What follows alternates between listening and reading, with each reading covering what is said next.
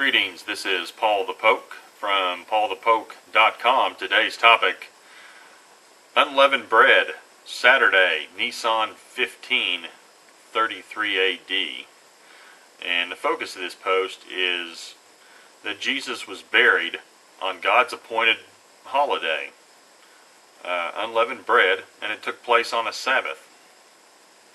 Unleavened bread is the second of God's appointed holidays. It's known as unleavened bread in Christianity, or Chag HaMatzah in the Hebrew.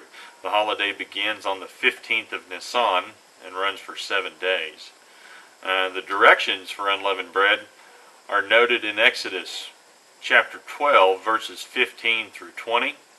And the focus of the week is to live a life without leaven or yeast. And leaven or yeast is the symbol for sin in Scripture.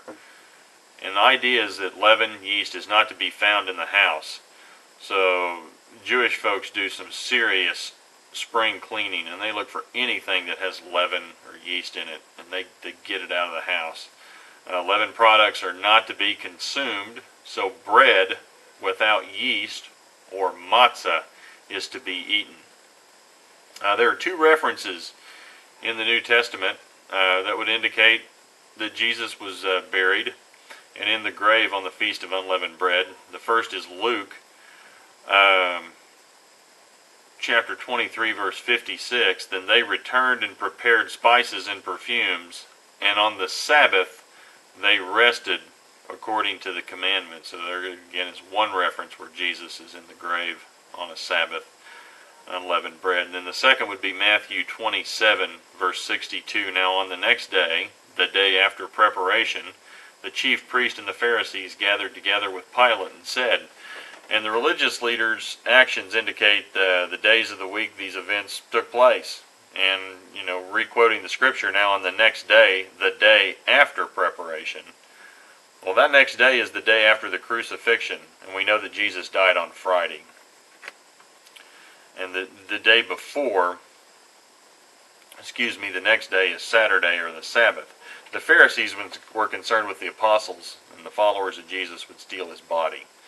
Because the Pharisees understood that Jesus was talking about the resurrection of his dead body. Now the Sadducees, they didn't believe in resurrection. So the Pharisees were the ones who were consumed with Jesus' potential resurrection.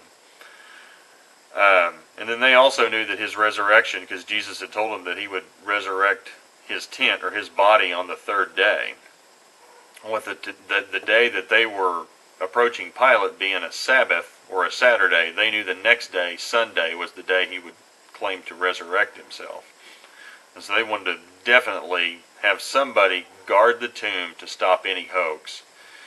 And in the reality of it is that the religious leaders provided eyewitnesses and verifications for Jesus' resurrection.